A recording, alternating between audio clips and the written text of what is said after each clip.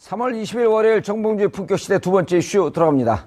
대통령 선거가 50일 앞으로 다가오는 가운데 각 정당의 경선 레이스가 본격화되고 있습니다. 이 문제와 관련해서 세 분의 전문가 모시고 이야기 나눠보도록 하겠습니다. 고재열 시사인 기자님은 계속 자리하고 계시고요. 자, 그리고 손수호 변호사님 자리하셨습니다. 네, 안녕하세요. 예. 허성무 전 청와대 비서관님 자리하셨습니다. 네, 반갑습니다. 예. 세 분의 전문가 말씀하시는 와중에 시청자 여러분과 함께하는 방송 샵 5400, 샵 5400으로 여러분도 토론에 참여해 주시길 바라겠습니다. 민주당 경선이 주인공이고 조연은 하나도 안 보여요. 좀 축구식으로 표현하면 예. 이렇게 민주당 경선이 1부 리그 정도 되는 것 같고요. 예. 지금 다른 당 경선은 6부 리그. 그래서 독일에 있는 8부 리그. 예, 거기서 이겨서 뭔가 승급을 해야 될 것 같은 이제 예. 그런 느낌이 지금 지지율 차이가 너무나 현격하고 당 지지도 차이가 현격하니까 뭐 그렇게 보는 것도 무리는 아닐 것 같습니다. 국가대표 게임이 열리고 있는데 조기 축구 게임이 동시에 열리고 있는. 너무 간격을 두시는 것 같아요. 예. 아니요, 그러고 싶어요. 왜냐면 다 6명 다 합해도 10%도 안 나오니까. 근데 그 세 분의 민주당 전략 그 세 분 최성 후보는 일단 지지율이 안 나오죠. 네, 그분은 이제 1% 나오나요? 우리가 이렇게 늘 참가상 예. 있지 않습니까? 네, 그래서 장려상. 뭐 제가 봤을 때는 이제 그 본인의 역할 롤을 한 것 같습니다. 그래서 이 뒤에 행보를 하실 때 이번에 이제 어쨌든 나오셨던 게 그러니까 돈을 내고 나오셨는데 예. 그 어떤 본전 이상은 하신 것 같습니다. 예, 밥값을 해야겠다. 네. 그 내년에 뭐 지방선거에서 뭔가 또 해야겠다. 자, 손수 변호사님. 네. 세 분의 전략이 좀 보이나요? 문재인, 네. 안희정, 네. 이재명. 제가 뭐, 세 분 중에 누가 제일 마음에 드세요? 밝혀야 되나요, 꼭? 그러면 저는 사실, 안 밝혀도 최근에. 아니, 그 밝히라는데 정봉주가 네. 제일 좋습니다. 이래도 돼요. 그렇진 않고요. 네. 네. 사실 가장 좀 예. 공격을 많이 받는 그런 후보에 대해서 좀 측은한 마음이 듭니다, 최근에. 그러다 보니까 문재인 전 대표에 대해서 아니 도대체 정말 문재인 전 대표가 이렇게 욕을 먹고 이렇게 비난을 받을 상황인가? 제일 욕을 많이 먹은 거 아니었어요? 3대1로? 그렇습니까? 대연정 문제 때문에? 그거는 왠지 좀 납득할 만한 비판으로 보이고. 주문 네. 야한 아니에요? 네? 주간에는 문재인, 야간에는 안재. 뭐 잘 모르겠습니다. 저는 그건 모르겠는데. 야간에는 네. 안재인데. 어쨌든 그 문재인 전 대표에 대해서 안팎에서 공격이 심하다 보니까 왜냐하면은 안희정 그 지사에 대해서는 당내에서의 어떤 갈등이나 공격은 있어도 뭐 대립은 있어도 오히려 외부에서는 편을 들어주는 것 같습니다. 그러다 보니까 정치 전문가가 아닌 제가 보기에 예. 아니 도대체 그 이유는 무엇일까? 핵심을 다 얘기했는데요? 그렇습니까? 예. 전문가는 아닙니다. 네, 잘 몰라서 예. 그 정도로 지금 판단하고 있습니다. 허성무 비서관님은 좀 전문가신데. 네. 그렇죠. 선거에도 많이 떨어져 보셨고. 낙선 전문가죠. 낙선 전문가. 아니, 낙선을 여러 번 하다 보면 낙선하기가 쉽지가 않아요. 나간 사람 다 당선되려고 노력하거든요. 그럼요. 그런데도 낙선하기가 얼마나 어려워요. 몇 번 떨어지셨어요? 예선전에서 2번 떨어지고 본선에서 2번 떨어지고 예. 한 번은 양보하셨고.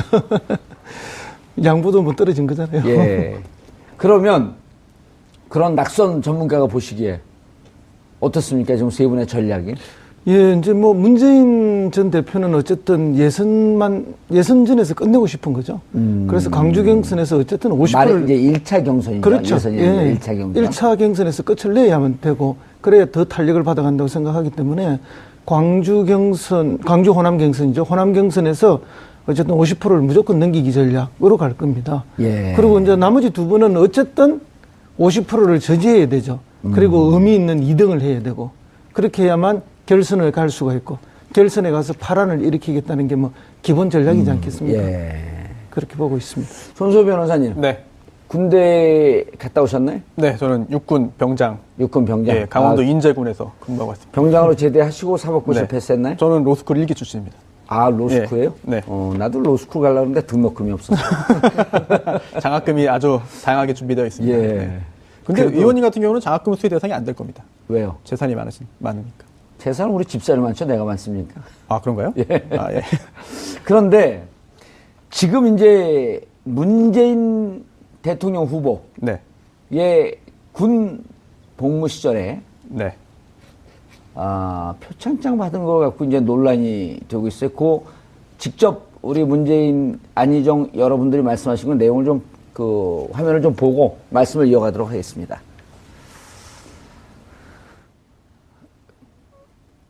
공수부대 때 제 주특기는 폭파병이었습니다.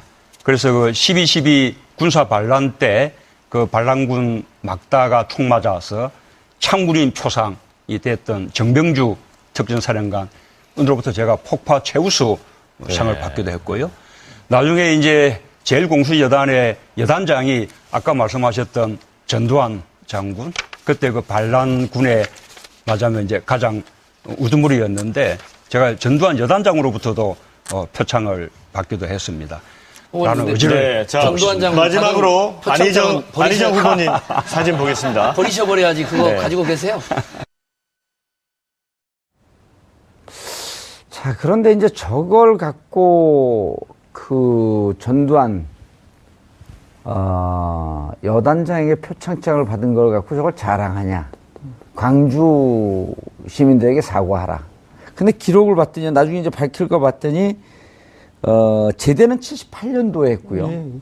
표창장을 받은 것은 75년도 일이고 광주 항쟁 때 공수부대가 동원돼서 전두환 당시 그 공수부대 여단장인가요? 뭔가요? 그 어쨌든 광주 학살을 주도했던 공수부대는 그 사건이 있었던 것은 광주 항쟁의 역사는 80년 일이란 말이에요. 그렇죠. 예. 그리고 뭐 그때 공수부대는 또 다른 사람들이 관리하고 있을 때고, 예. 어쨌든 전두환 전 대통령은 그때 뭐 보안사령관 하다가 뭐 계엄사 사령관을 겸하고 이러면서 그렇죠. 온갖 직책을 다 겸하면 사실상 실권자로 있었죠. 그래서 예. 뭐 발표 명령을 누가 했든 뭐 전두환이 했을 거라는 게 되게 이제 상식이고. 한 거죠. 최종 예. 책임자니까요. 그리고 뭐 실질적인 최종 책임자는 전두환이 맞죠. 그래서 원흉이고 개수라고 우리가 하는 거 아닙니까? 예. 그런데 이제 이 말씀을 하시게 된 거는 사실은 뭐 전두환한테 상 받은 걸 자기 자랑하려고 저 말씀을 하신 게 아니지 않습니까? 어쨌든 자기의 그 군대를 가게 된 경위도 70년대 반유신 투쟁을 하다가 강제 징집을 당해서 갔던 거죠. 그리고 이제 39사단에서 훈련을 받았는데 그게 과거에 이제 창원에 있었습니다. 향토사단이죠. 그 창원이니까 눈이 반짝하시네. 예. 그러다가 이제 최근에 그게 함안으로 이전을 했습니다. 예. 이전을 해갔는데 거기서 훈련을 받으면 전방 배치로 가는 경우가 좀 적다고 그래요. 후방에서 받았기 때문에. 그런데 특전부대에 뽑힌 걸 보면은 어쨌든 그 학생 운동을 했던 그런 게 개심죄 때문에 제일 힘들고 어려운 부대로 징발대에 갔던 것은 사실인 것 같고요. 그 과정에 이제 혹독한 훈련 과정에서 어쨌든 아주 우수한 병사로 이렇게 훈련 잘 받고 군대 생활 잘하는 뛰어난 병사로 선정이 됐기 때문에 폭파 관련해서 이제 폭파 전문병인데 그것과 관련해서는 특전사령관상을 받았고 화생방과 그 다음에 이제 화생방 훈련과 관련해서 이제 여단장의 상을 받았다는 거죠. 근데 뭐 사실은 폭파 훈련상이 훨씬 큰 거지 뭐 화생방 이게 뭐 큰 상은 아니지 않습니까? 근데 이제 저 이야기를 한 건 내가 군 생활을 그렇게 잘했다. 뭐 언제 어느 순간에도 나는 철두철미하게 안보관. 잘하는 사람이고 안보관도 투철하고 군 복무를 제대로 한 사람이다. 뭐 박근혜 정부, 이명박 정부의 대통령에서부터 뭐 총리까지 전부 군 미필자들이 뻑하면은 뭐 안보 팔아서 안보 장사하면서 너희들은 뭐 안보 불안 세력이다 하는데 진정한 안보 불안 세력은 내가 아니고 그들이다. 이런 걸 강조하기 위해서 아마 한 건데 좀 오해의 소지가 있었고 그걸 또 역이용해서 선거 때가 되면 뭐 건수만 되면 다 역이용해서 하죠. 어쩌겠습니까, 그걸. 예. 그런데 토론회 뒤에 안희정 캠프의 이제 박수현 대변인이 성명을 내고 과도한 안보 컴플렉스. 이게 뭔지 오늘 전 실체를 좀 찾아보고 싶어요. 안보 컴플렉스가 도대체 뭔지. 일단 이런 의미로 해석이 되는데요. 문재인 전 대표 같은 경우에 이제 북한과 너무 친하다라든지 아니면 햇볕 정책을 개선한다고 하는데 그게 현재 추세에 맞지 않는 거 아니냐라든지 기타 여러 가지 공격들을 받아왔고 지금도 이른바 받고 있습니다. 보수층에서 들어오고 있는 종북 좌파의 아니냐라고 하는 이런 비판의 논리죠. 예, 종북이라는 표현을 쓰기 싫어서 돌려 말했는데 말씀을 잘해주신 것 같습니다. 뭘 그걸 묻습니까? 종치고 쓰기 북치는 게 싫어서요. 종북이죠. 쓰기 싫어서. 네. 그래서 이런 비난들을 받고 있기 때문에 오히려 나는 문제 없다.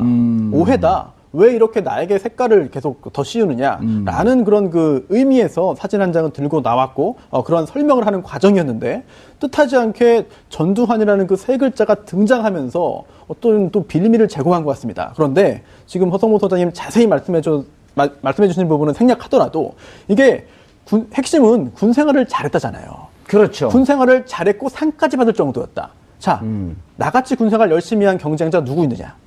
그리고 그런데 우연히 그때 상 받을 때 보니까 상장에 여단장이 전두환이었다.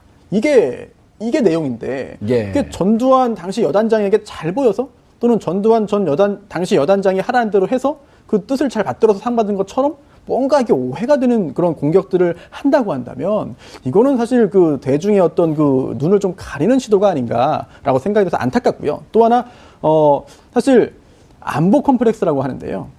다른 경쟁자 분들에게 감히 제가 뭐 정치인이 아니니까 좀 심하게 좀 말씀을 드리자면 군미필 컴플렉스가 있는 거 아닌가 생각이 됩니다. 그래서 토론회 당시에 굉장히 멋있어 보이는 그런 그 장비를 착용한, 군장을 착용한 그런 사진을 공개했는데요. 이미 언론에도 많이 공개된 사진입니다. 그런데 이게 자칫 또 경쟁자 입장에서 보자면은, 공격할 수 있는 하나의 그런 그 수단이, 하나의 빈틈이 이런 안보 관련된 부분이었는데, 실제로 안보관이 투철하지 않은지와 관계없이, 근데 이런 게 오히려, 정말 특전사에서 당시 공수부대에서 군복무를 했네라는 게 점점 더 알려지고 뭔가 오히려 문재인 전 대표 측에 강점으로 작용할까봐 서둘러서 공격으로 지금 전환한 것 같은데요.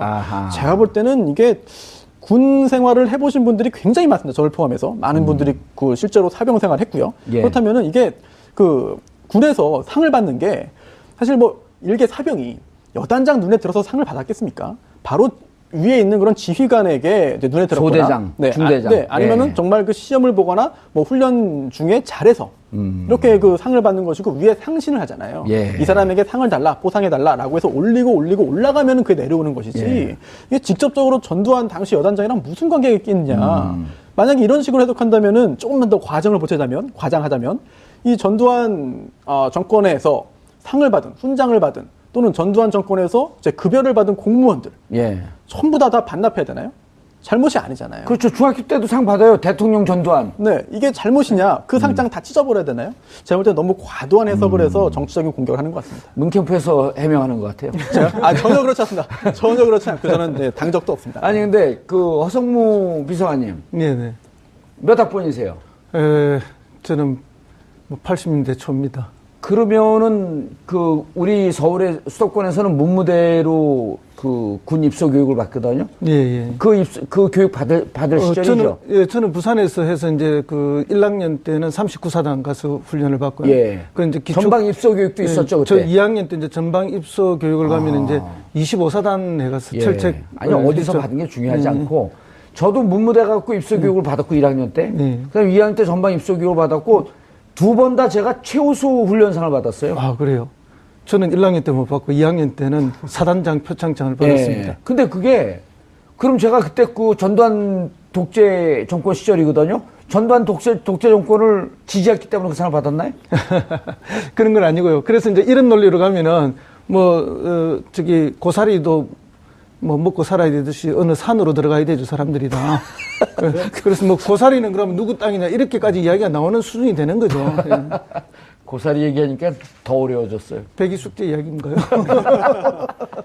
전두환 표창장 관련해서는 딱 그거 하나만 좀 구분해두면 좋을 것 같습니다.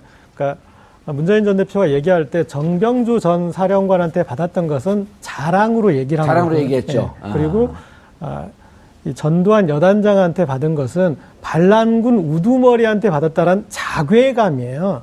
그건 자랑이 아니라. 분명히 밝혔죠. 그러니까 자랑으로 한 얘기가 아니라 자괴감을 밝힌 거죠. 그러니까 자랑과 자괴감의 차이에 대해서 그것은 읽어줘야 되고, 만약에 이런 공격이 자유한국당으로부터 왔다면 인정을 할 수 있죠.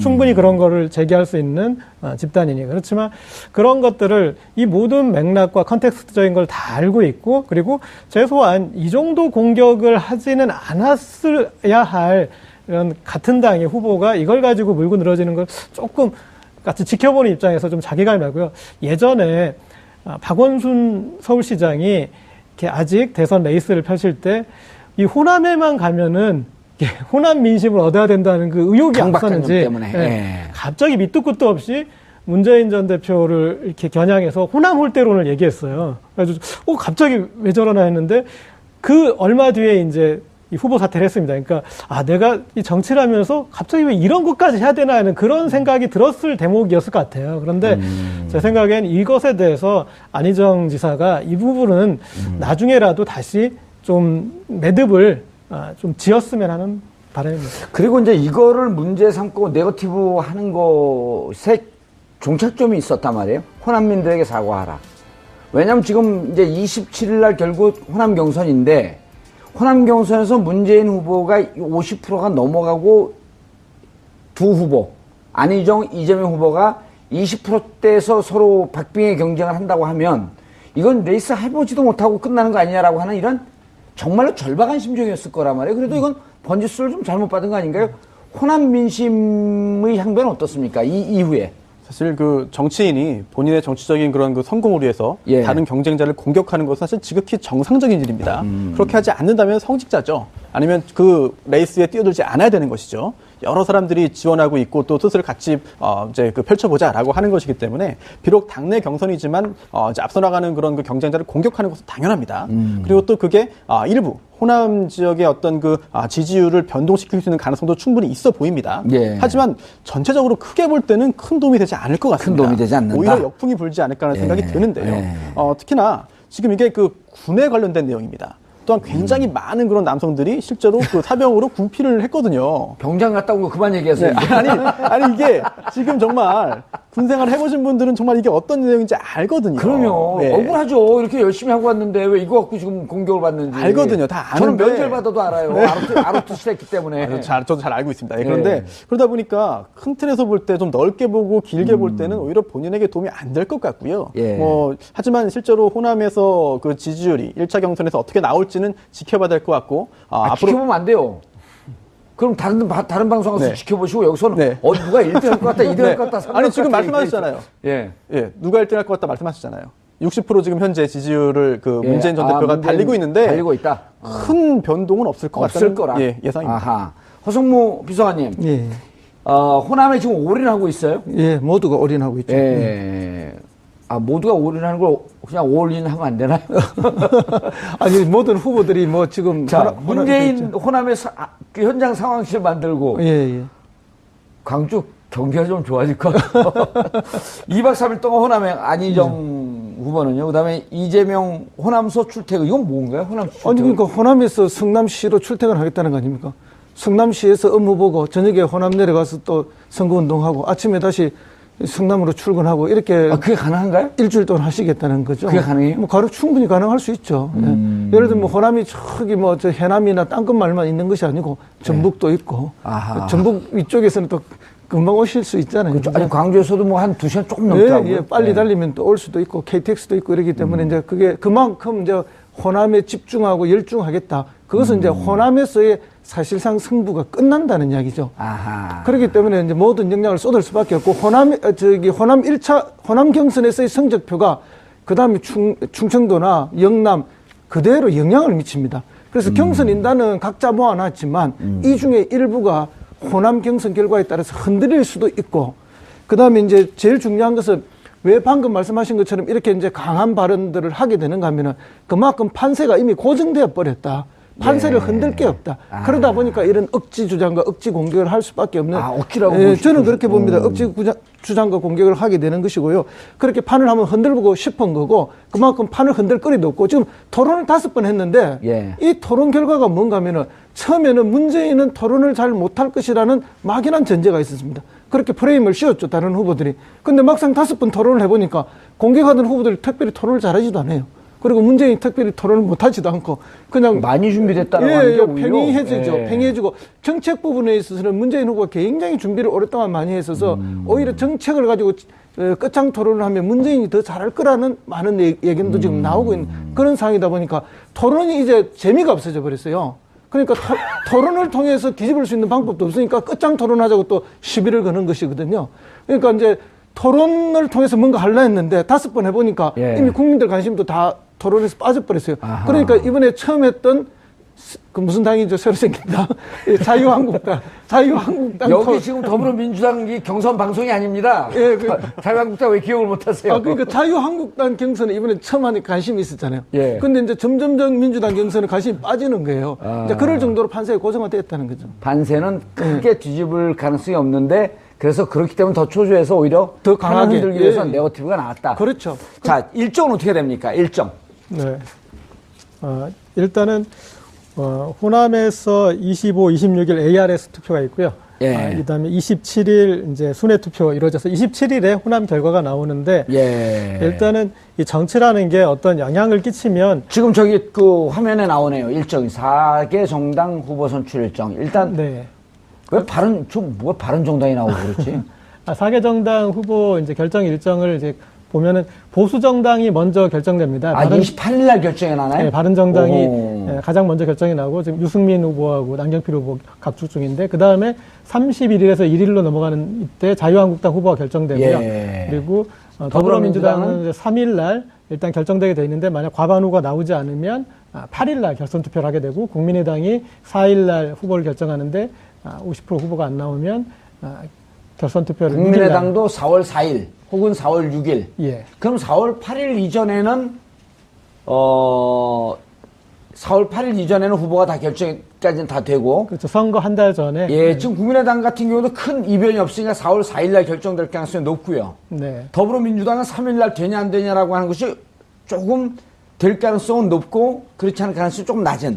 그렇죠. 그렇죠? 지금, 예. 예. 그런데 이제 선거에 늘 어떤 이 재료가 영향을 미치고 그다음에 역풍도 있고 예. 그다음에 또 후폭풍도 있는데 여기에 대해서 지금까지는 문재인 전 대표가 운이 있는 건지 모르겠지만 이번 대선 레이스에서는 어떤 이슈가 난 다음에 결론은 문재인 결집, 기승전 문재인 결집으로 났어요. 기승전 문문문. 예. 이제 이렇게 나서 이번에 이제 어떤 그걸 마지막 확인하게 되는 것인지 아니면 예. 어떤 변동이 있을지 조금 지켜봐야 될 것 같습니다. 예. 변동이 지켜보지 말자니까요. 좀 넘어가려고 변동이 그랬는데. 있을 것 같아요, 없을 것 같아요? 저는 없을 것 같습니다. 없을 것 같습니다. 예. 그래 이제 왜냐면 시청자분들 너무 헷갈려요. 평론가 얘기를 다 듣고 전문가들 얘기 듣고 보면 마지막에 지켜봐야 될 것 같습니다. 그럼 지켜볼 걸 내가 왜 보고 있지? 그 변동을 없애기 위해서 지금 강주 방문하셔가지고 예. 그 5.18 어머니회를 만나서 해명도 하시고 예. 그리고 5.18 정신을 앞으로 개정할 헌법 정신에 녹여내겠다는 말씀도 하시고 뭐 여러 방송을 통해서 했기 때문에 그래서 좀 무마가 되고 있나요? 예, 무마가 되고 있는 것으로 제가 방송 들어오기 전에 강주 지인 몇 분들한테 전화를 한번 해보고 들어왔습니다. 아니 어떻게 창원분이 광주 지인이 다 있으세요? 아, 전국구 아닙니까? 제가 전국구를 즐겨 듣습니다. 그런데 허성무 비서관님, 낙선 전문 이럴 뻔했어. 2등도 의미가 있지 않나요? 예, 2등 의미가 있습니다. 저는 이제 객관적으로, 아니, 혹은 또 주관적으로 이렇게 보면서 2등으로 달리고 있는 분들이 좀 담대하게 2등을 했으면 좋겠다. 예, 예. 아주 그게 중요합니다. 예, 예를 들어서 2002년도에 노무현 대통령이 후보가 될 때, 명동에서 마지막 유세 때 이랬거든. 정동영도 있고 추미애도 있다. 예, 이랬단 그렇죠. 말이에요. 예, 그리고 2007년도에 정동영 후보가 됩니다. 맞습니다.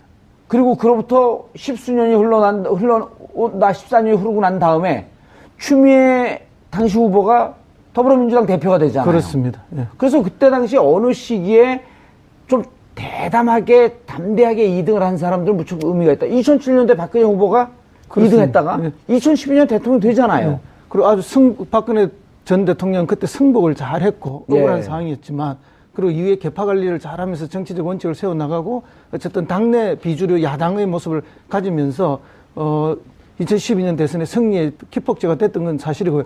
2002년으로 돌아가면은 그때 후보가 많았습니다. 예. 민주당 경선에서. 근데 그 경선이 진행될 때마다 중도 탈락자들이 많이 생겼어요. 포기했죠. 예. 예. 그때 그 경선을 지켜준 것이 정동영이었습니다. 아. 그렇기 때문에 정동영이 뒤에 통일부 장관도 할 수 있었고, 그 뒤에 당 의장도 할 수 있었고, 그 다음에 이제 그 다음 대통령 선거에 후보까지 갈 수 있었는데, 이제 정동영 후보는 그때 이제 조금만 자기 관리를 더 잘했더라면은 정말 더 클 수 있었다. 왜냐하면 하면은 노무현 전 대통령이 김대중으로부터 받을 때 무슨 이야기를 했는가 하면은 자산도 부채도 모두 승계하겠다 이렇게 갔거든요. 김대중 대통령도 후반기에 얼마나 인기가 없었습니까? 근데 그것까지도 자기가 다 안고 간다 이런 전략을 짜서 성공했는데 이제 정동영 후보는 그때 분리 전략을 갔죠. 그러면서 이제 약간 어려움이 있었던 게 사실이고요. 지금도 마찬가지라고 봅니다. 지금 두 분 중에서 어느 분이 2등을 할지 모르지만은 이렇게 막장 싸움으로 가지 말고 예. 당당한 노선 싸움으로 가고 이렇게 간다면은 미래를 예약할 수 있는 중요한 위치에 오르지 않을까 그렇게 봅니다. 예, 알겠습니다. 민주당 대선 후보 얘기는 여기서 좀 맞추고요. 네. 자유한국당. 재밌어요? 홍준표, 김진태. 네. 이 한국의 트럼프가 누가 되느냐를 놓고 두 후보가 제가 봤을 땐 막말 경쟁을 하고 예. 있는 그 와중인 것 같습니다. 누가 더 막말을 잘하나 하는 예. 이제 그런 뭐 경쟁을 하는 것처럼 지난 주말 동안 나왔던 말들이 좀 험악하게 예, 뭐라고 나왔나요? 예. 이렇게 홍준표 지사가 이제 출정식에서 밝혔던 게 이 노무현 전 대통령처럼 없는데 덮으시면 난 자살하겠다. 뭐 그런 식의 이제 노 전 대통령을 언급하는 또 한 표현을 번 언급을 했죠. 예, 그러고 나서 그 뒤에 또 자유한국당 지도부가 그 말을 받아서 또 문재인 전 대표가 노무현 전 대통령 비자금 불법 정치자금 그런 거 수사를 다시 해라, 특검을 해라 이런 식으로 어떤 몰아붙이면서 갑자기 어떤 이제 이 뭐 엎어진 김에 쉬어간다고 할까요? 갑자기 이 홍준표 지사가 막말을 했는데 예. 그걸 받아가지고 이참에 다시 어떤 노무현 죽이기를 해보자 이런 식으로 이렇게 갔는데 뭐 지금 이게 한국의 트럼프 모형이라고 뭐 그렇게밖에 설명을 할 수 없을 것 같습니다. 예. 그런데 어쨌든 그 막말을 하고 있는 두 분. 네. 막말이라 해도 막말로 추정되는. 참, 이거 이거 변호사한테 물어봐야 돼, 이런 네. 거는. 네. 막말이라고 해야 됩니까? 막말로 판단되는, 이렇게 해야 되나요? 일부 막말로 이해될 수 있는 발언들을 그렇죠. 하고 있는. 예. 네. 홍준표, 그래도 1등이에요? 그 네, 당내에서는? 그렇습니다. 심지어 굉장히 격차가 크다고 하죠. 예. 절반 가까이 그 1차 경선에서 지지를 얻었기 때문에 앞으로도 큰 변수가 없으면은 그 자유한국당의 대선 후보로 선출될 가능성이 매우 높은 상황이죠. 그런데 김진태의 상승도 만만치 않아요? 그렇습니다. 그래서 뭐 알려지기로는 그 이른바 태극기 집회라고 했던 그런 그 탄핵 반대 하셨던 분들이 이번에 당내 경선에서도 너무나 영향력을 많이 행사하고 특히나 행사장에서도 여러 가지 그런 소란을 부리니까 이런 것들을 좀 막기 위한 절차를 또 이제 그 당 차원에서 하려고 하는데 예. 또 사실 김진태 의원 같은 경우에는 그분들이 주요 지지층 아니겠습니까? 그렇죠. 여기에 대해서 그분들에게만 얘기할 수밖에 없는 거죠. 네, 그분들이 주요 지지층이고 더 이상의 확장도 어려운 상황이기 때문에 예. 또 그러한 그 당의 조치가 취해진다고 한다면은 김진태 후보가 굉장히 또 반발할 수 있을 것 같습니다. 반발해도 어떻게 정상적인 절차를 거친 거 아닌가요? 그렇죠. 예? 임명진 비대위원장이 그런 결정을 해서 조치를 취한다고 한다면 사실 절차적인 측면에서의 문제는 없는 것이고요. 왜 물러나라 그러죠? 근데 그 친박, 이른바 그 태극기. 탄핵 국면에서 아마 그 탄핵 반대 그 당론을 정해달라, 당론으로 탄핵 반대해달라라고 하는 요청을 이제 그 김문수 전 지사 등등을 포함한 그 분들이 했는데 이거를 임명진 비대위원장이 거부했죠. 이러면서 그 이른바 태극기 집회에 참여했던 강성 그 친박 그 세력들이 임명진 비대위원장에 대해서 굉장히 비토하는 상황인 것 같습니다. 예. 그렇죠. 탄핵 국면에서 이제 당이 박근혜 전 대통령을 보호하지 않았다. 예. 뭐 아무 역할도 하지 않았다. 그런 불만을 이제 뭐 당 지도부에 쏟아내는 것이고 실제로 홍 지사 지금 막말 이 부분은요. 이제 어떻게 평가하는 게 다양한데 저는 뭐 첫째는 타고난 품성이다 이렇게 봅니다. 막말이. 뭐 입만 열면 막말이 나오는 거니까 그거 뭐 어쩔 수가 없는 거예요. 막말로 이해되는 표현. 예, 막말로 이해되는 타고난 품성이 아닌가 예. 그렇게 보고요. 둘째는 이제 뭐 단기간에 시선을 자기에게 쏟게 하는 네거티브 전략은 아주 최고죠. 뭐 최고의 전략가다. 예. 그렇게 하고 이제 지금의 그러면 야당을 가장 자극하고 공격을 해야 되는 그 대상이 누구냐? 문재인보다도 오히려 노무현 전 대통령을 공격함으로써 더 야당 지지자들의 시선을 자기가 끌면서 야당과 싸우는 모습을 보여줘야 여당 세력을 직결할 수 있고 보수 세력들의 지지를 자기가 받을 수 있다고 이미 충분히 계산된 발언이라 봅니다. 그 다음에 이제 어차피 자기는 야권의 문재인이 될 것이다. 뭐 차승이라도 안희정이 될 것이다. 그러면 이 두 분보다 더 상위의 개념이 누구냐? 노무현이다. 그래서 미리 노무현을 공격함으로써 차후에 있을 경쟁 구도에서 문재인을 공격하고 있는 아주의 고도의 노림수가 아닌가 이렇게 봅니다. 어떻습니까? 자유한국당 후보는 누가 될 거로 보이세요? 저는 이제 대선 후보 경선이라고 쓰고 당대표 예. 경선이라고 생각하는데 아하. 예. 거기에 누가 이제 보수 아이콘이 돼서 자유한국당에 이제 당권을 갖느냐. 지금 현재까지는 지금 이렇게 친박에 갈려 있기 때문에 홍준표 지사가 유리하다고 볼 수 있을 것 같습니다. 홍준표. 예. 그다음에 국민의당은 여전히 안철수. 압도적이지 않습니까? 예.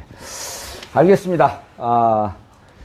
각 당의 대선 레이스가 본격화하면서 관심을 많이 끌고 있습니다. 3월 말, 4월 초까지는 모든 당의 후보가 확정되는 정치 일정표가 나오고 있습니다. 저희도 계속 추적해 보겠습니다. 국민 여러분, 진심으로 죄송합니다. 재임 기간 중 국민이 위임한 국가 권력을 사사로운 이권을 위해 사용했으며 최순실이라는 민간인이 국정에 관여하게 한 점 진심으로 사과드립니다. 그동안 경제는 물론 국가안보, 외교가 최악의 위기 상황에 빠지게 된 것 또한 저의 불찰입니다.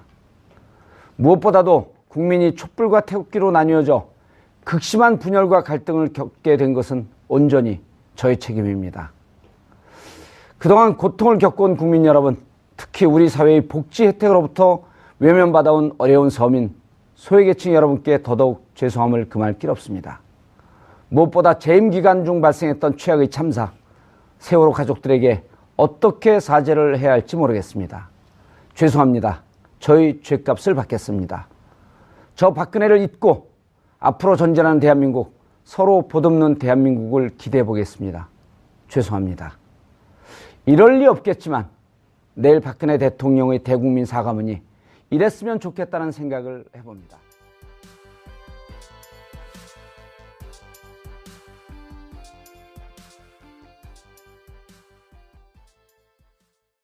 도 오히려 외부에서는 편을 들어주는 것 같습니다.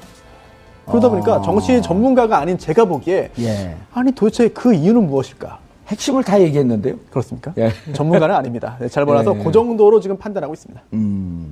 허성무 비서관님은 좀 전문가신데, 예. 그렇죠. 선거에도 많이 떨어져 보셨고.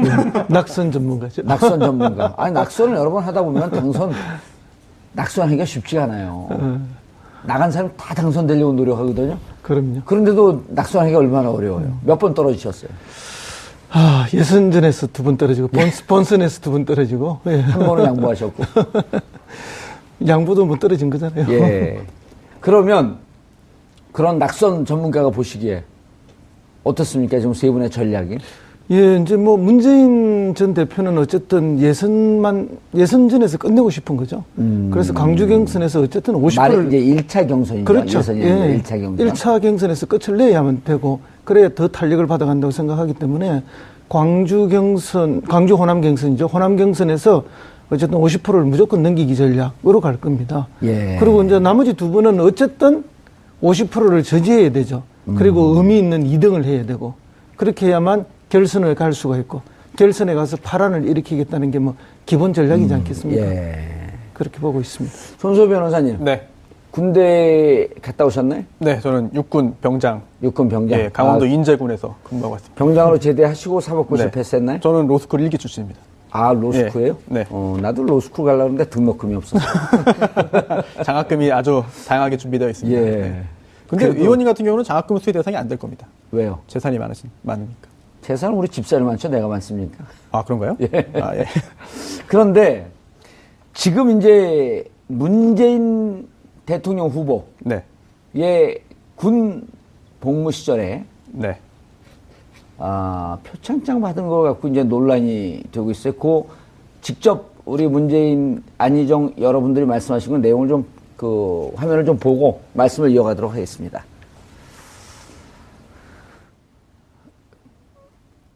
동수부대 때 제 주특기는 폭파병이었습니다.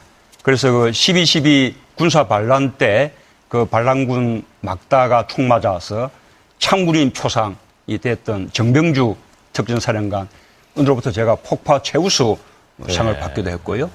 나중에 이제 제1공수여단의 여단장이 아까 말씀하셨던 전두환 장군, 그때 그 반란군에 맞으면 이제 가장 우두머리였는데 제가 전두환 여단장으로부터도 표창을 받기도 했습니다. 라는 의지를 네, 자, 전두환 장군 마지막 지휘관에게 이제 눈에 들었거나, 소대장, 중대장. 네, 아니면은 예. 정말 그 시험을 보거나 뭐 훈련 중에 잘해서 이렇게 그 상을 받는 것이고 위에 상신을 하잖아요. 예. 이 사람에게 상을 달라, 보상해 달라라고 해서 올리고 올라가면은 그게 내려오는 것이지. 예. 이게 직접적으로 전두환 당시 여단장이랑 무슨 관계가 있겠냐. 만약에 이런 식으로 해석한다면은 조금만 더 과장하자면 이 전두환 정권에서 상을 받은, 훈장을 받은 또는 전두환 정권에서 이제 급여를 받은 공무원들 예. 전부 다 반납해야 되나요? 잘못이 아니잖아요. 그렇죠. 중학교 때도 상 받아요. 대통령 전두환. 네, 이게 잘못이냐? 그 상장 다 찢어버려야 되나요? 제가 볼 때 너무 과도한 해석을 해서 정치적인 공격을 하는 것 같습니다. 문캠프에서 해명하는 것 같아요. 전혀 그렇지 않습니다. 전혀 그렇지 않고 저는 네, 당 적도 없습니다. 아니 근데 그 허성무 비서관님 네네. 몇 학번이세요? 저는 뭐 80년대 초입니다. 그러면은 그 우리 서울의 수도권에서는 문무대로 그 군 입소 교육을 받거든요. 예, 예. 그 교육 받을 시절이죠. 저는 부산에서 해서 이제 그 1학년 때는 39사단 가서 훈련을 받고요. 예. 그 이제 전방 입소 교육도 예, 있었죠, 저 그때. 2학년 때 이제 전방 입소 교육을 가면 이제 25사단 해가서 예. 철책. 아니 어디서 받은 게 중요하지 않고 저도 문무대 갖고 입소 교육을 받았고 1학년 때. 네. 그다음 2학년 때 전방 입소 교육을 받았고 두 번 다 제가 최우수 훈련상을 받았어요. 아, 그래요? 저는 1학년 때 못 받고 2학년 때는 사단장 표창장을 받았습니다. 예. 근데 그게 그럼 제가 그때 그 전두환 독재 정권 시절이거든요. 전두환 독재 정권을 지지했기 때문에 그 상을 받았나요? 그런 건 아니고요. 그래서 이제 이런 논리로 가면은 고사리도 뭐 먹고 살아야 되듯이 어느 산으로 들어가야 되죠, 사람들이 다. 그래서 뭐 고사리는 그러면 누구 땅이냐 이렇게까지 이야기가 나오는 수준이 되는 거죠. 예. 고사리 얘기하니까 더 어려워졌어요. 백이숙제 이야기인가요? 이 전두환 표창장 관련해서는 예. 딱 그거 하나만 좀 구분해두면 좋을 것 같습니다. 그러니까 문재인 전 대표가 얘기할 때 정병주 전 사령관한테 받았던 것은 자랑으로 얘기를 한 자랑으로 거고요. 얘기했죠. 예. 그리고 이 전두환 여단장한테 받은 것은 반란군 우두머리한테 받았다는 자괴감이에요. 그건 자랑이 아니라. 분명히 밝혔죠. 예, 그러니까 자랑으로 한 얘기가 아니라 자괴감을 밝힌 거죠. 그러니까 자랑과 자괴감의 차이에 대해서 그것은 읽어줘야 되고, 만약에 이런 공격이 자유한국당으로부터 왔다면 인정을 할 수 있죠.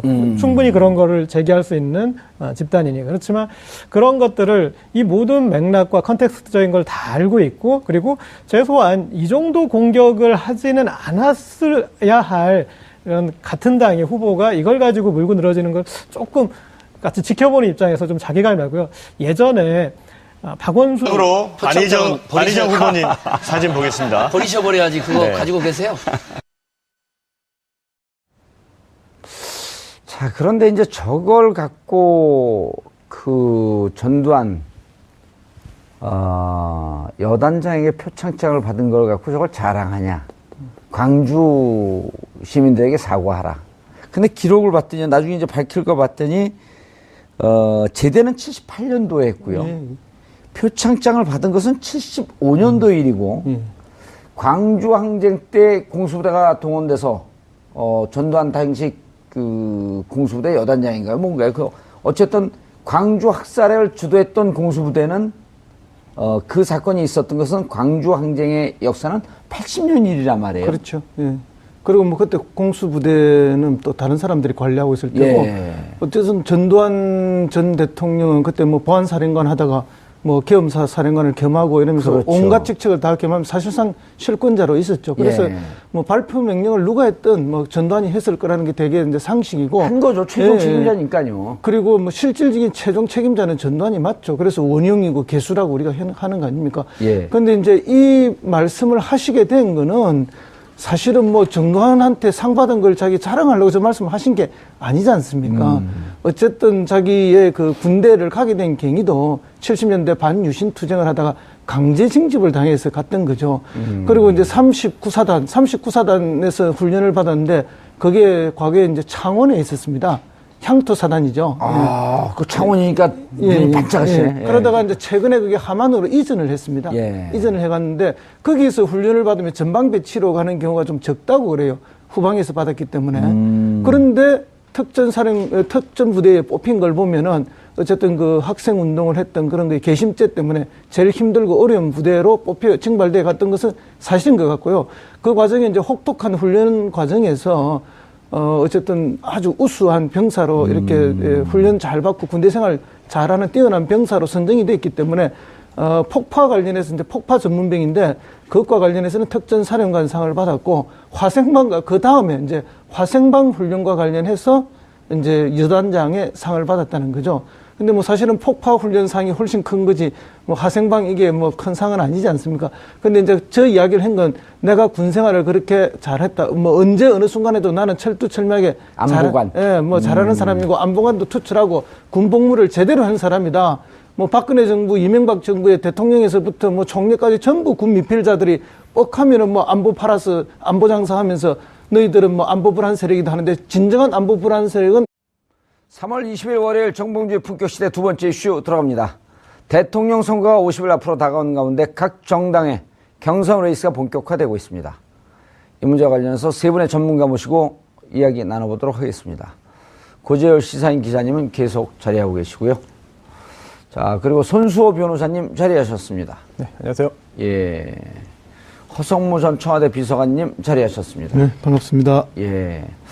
세 분의 전문가 말씀하시는 와중에 시청자 여러분과 함께하는 방송 샵 5400, 샵 5400으로 여러분도 토론에 참여해 주시길 바라겠습니다. 민주당 경선이 주인공이고 조연은 하나도 안 보여요. 좀 축구식으로 표현하면 예. 이렇게 민주당 경선이 1부 리그 정도 되는 것 같고요. 예. 지금 다른 당 경선은 6부 리그. 그래서 독일에 있는 8부 리그. 예, 거기서 이겨서 뭔가 승급을 해야 될 것 같은 이제 예. 그런 느낌이 지금 지지율 차이가 너무나 현격하고 당 지지도 차이가 현격하니까 뭐 그렇게 보는 것도 무리는 아닐 것 같습니다. 국가대표 게임이 열리고 있는데 조기 축구 게임이 동시에 열리고 있는. 너무 간격을 두시는 것 같아요. 예. 아니요, 그러고 싶어요. 왜냐면 다 6명 다 합해도 10%도 안 나오니까. 근데 그 세 분의 민주당 전략 그 세 분 최성 후보는 일단 지지율이 안 나오죠. 네, 그분은 이제 1% 나오나요? 우리가 이렇게 늘 참가상 예. 있지 않습니까? 예, 그래서 장려상. 뭐 제가 봤을 때는 이제 그 본인의 역할 롤을 한 것 같습니다. 그래서 이 뒤에 행보를 하실 때 이번에 이제 어쨌든 나오셨던 게 그러니까 돈을 내고 나오셨는데 예. 그 어떤 본전 이상은 하신 것 같습니다. 네, 밥값은 해야겠다. 네. 그 내년에 뭐 지방선거에서 뭔가 또 해야겠다. 자, 손수 변호사님. 네, 세 분의 전략이 좀 보이나요? 문재인, 네, 안희정, 네. 이재명. 제가 뭐 세 분 중에 누가 제일 마음에 드세요? 밝혀야 되나요, 꼭? 그럼요. 저는 안 밝혀도, 사실 안 밝혀도 최근에 그만이에요. 아니, 그 밝히는데 정봉주가 네. 제일 좋습니다. 이래도 돼요. 그렇진 않고요. 네. 네. 사실 그 가장 좀 예. 공격을 많이 받는 그런 후보에 대해서 좀 측은한 마음이 듭니다, 최근에. 그러다 보니까 문재인 전 대표에 대해서 아니 도대체 정말 문재인 전 대표가 이렇게 욕을 먹고 이렇게 비난을 받을 상황인가? 제일 욕을 많이 먹은 거 안희정 아니었어요? 3대1로? 그렇습니까? 대연정 문제 때문에? 그거는 왠지 좀 납득할 만한 비판으로 보이고. 주문 네. 야한 아니에요? 네? 주간에는 문재인, 야간에는 안재. 뭐 잘 모르겠습니다. 저는 그건 모르겠는데. 야간에는 네. 안재인데. 어쨌든 그 문재인 전 대표에 대해서 안팎에서 공격이 심하다 보니까 왜냐하면 안희정 그 지사에 대해서는 당내에서의 어떤 갈등이나 공격은 있어도 뭐 대립은 있어도 내가 아니고 그들이다. 이런 걸 강조하기 위해서 아마 한 건데 좀 오해의 소지가 있었고 그걸 또 역이용해서 선거 때가 되면 뭐 건수만 되면 다 역이용해서 하죠. 어쩌겠습니까, 그걸. 예, 그런데 토론의 뒤에 안희정 캠프에 이제 박수현 대변인이 성명을 내고 과도한 안보 컴플렉스. 이게 뭔지 오늘 전 실체를 좀 찾아보고 싶어요. 안보 컴플렉스가 도대체 뭔지. 일단 그 이런 의미로 해석이 되는데요. 문재인 전 대표 같은 경우에 이제 북한과 너무 친하다라든지 아니면 햇볕 정책을 계승한다고 하는데 그게 현재 추세에 맞지 않는 거 아니냐라든지 기타 여러 가지 공격들을 받아왔고 지금도 이른바 이제 받고 있습니다. 보수층에서 들어오고 있는 종북 좌파의 아니냐라고 하는 이런 비판의 그렇습니다. 논리죠. 예, 종북이라는 표현을 쓰기 싫어서 돌려 말했는데 말씀을 잘해주신 것 같습니다. 뭘 그걸 못 네. 씁니까? 종치고 쓰기 북치는 게 싫어서요. 종북이죠. 네, 쓰기 싫어서. 네. 그래서 이런 그 비난들을 받고 있기 때문에 오히려 나는 문제 없다, 오해다. 왜 이렇게 나에게 색깔을 계속 더 씌우느냐라는 그런 그 의미에서 사진 한 장은 들고 나왔고 그런 설명을 하는 과정이었는데 뜻하지 않게 전두환이라는 그 세 글자가 등장하면서 어떤 또 빌미를 제공한 것 같습니다. 그런데 지금 허성모 소장님 자세히 말씀해 주신 부분은 생략하더라도 이게 핵심은 군 생활을 잘했다잖아요. 그렇죠. 군 생활을 잘했고 상까지 받을 정도였다. 자, 나같이 군 생활 열심히 한 경쟁자 누구 있느냐? 그리고 그런데 우연히 그때 상 받을 때 보니까 상장의 여단장이 전두환이었다. 이게 내용인데 예. 이게 전두환 당시 여단장에게 잘 보여서 또는 전두환 당시 여단장이 하라는 대로 해서 그 뜻을 잘 받들어서 상 받은 것처럼 뭔가 이게 오해가 되는 그런 공격들을 한다고 한다면 이거는 사실 그 대중의 어떤 그 눈을 좀 가리는 시도가 아닌가라고 생각이 돼서 안타깝고요. 또 하나 사실 안보 컴플렉스라고 하는데요. 다른 경쟁자 분들에게 감히 제가 뭐 정치인이 아니니까 좀 심하게 좀 말씀을 드리자면 군미필 컴플렉스가 있는 거 아닌가 생각이 됩니다. 그래서 토론회 당시에 굉장히 멋있어 보이는 그런 그 장비를 착용한 군장을 착용한 그런 사진을 공개했는데요. 이미 언론에도 많이 공개된 사진입니다. 그런데 이게 자칫 또 경쟁자 입장에서 보자면은 공격할 수 있는 하나의 그런 그 수단이 하나의 빈틈이 이런 그 안보 관련된 부분이었는데 실제로 안보관이 투철하지 않은지와 관계없이 근데 이런 게 오히려 정말 특전사에서 당시 공수부대에서 군복무를 했네라는 게 점점 더 알려지고 뭔가 오히려 문재인 전 대표 측에 유리할까봐. 강점으로 작용할까봐 서둘러서 공격으로 지금 전환한 것 같은데요. 아하. 제가 볼 때는 이게 군 생활을 해보신 분들이 굉장히 많습니다. 저를 포함해서 많은 분들이 실제로 사병 생활했고요. 예. 그렇다면은 이게 군에서 상을 받는 게 사실 뭐 일개 사병이 여단장 눈에 들어서 상을 받았겠습니까? 바로 위에 있는 그런